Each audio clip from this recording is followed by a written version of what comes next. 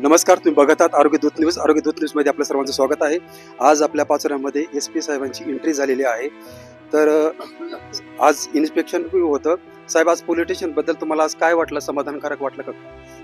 आज दरवर्षी पोलीस अधीक्षक किंवा अपर पोलीस अधीक्षकांचं वार्षिक निरीक्षण असतं.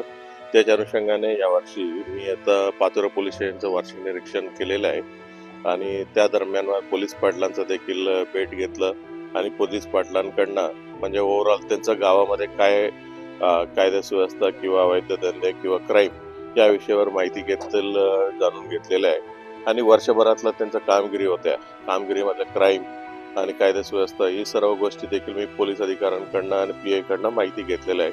ओव्हरऑल त्यांचं समाधानकारक काम आहे आणि चांगलं काम देखील आम्हाला म्हणायला हरकत नाही. ओव्हरऑल त्यांचं चांगलं काम होते आणि जिथं कुठं छोटी मोठी सुधारणा होत्या त्यांनी त्या सुधारणाचा मी विषय त्यांना तशा सूचना देण्यात आलेल्या आहे. शेवटचा प्रश्न आहे साहेब, आज तरुणांमध्ये गुन्हेगारी वाढलेली आहे. तुम्ही सुद्धा बोललातच, त्यासाठी काय संदेश द्याल? म्हणजे गुन्हेगारी वाढलेला असं मी म्हटलेलं नव्हतं.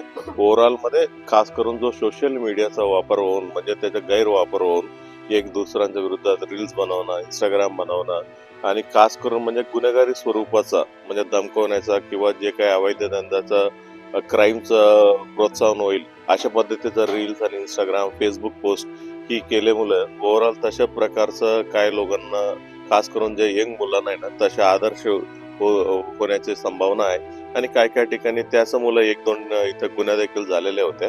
मग म्हणून म्हणजे मी अशा सूचना दिल्या होत्या म्हणजे आपला पोलीस अधिकारी आणि कर्मचारी देखील त्या सोशल मीडिया अकाउंट्स आणि पोस्टवरती लक्षच ठेवील.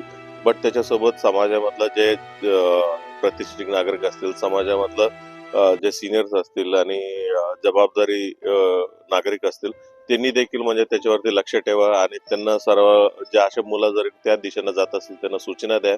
जर सूचना ऐकत नसेल तर पोलिसांना तुम्ही मदत घ्या.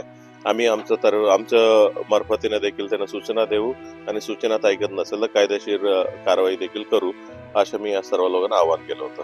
धन्यवाद साहेब, तुम्ही आता आरोग्य दूत न्यूजशी संपर्क साधलात.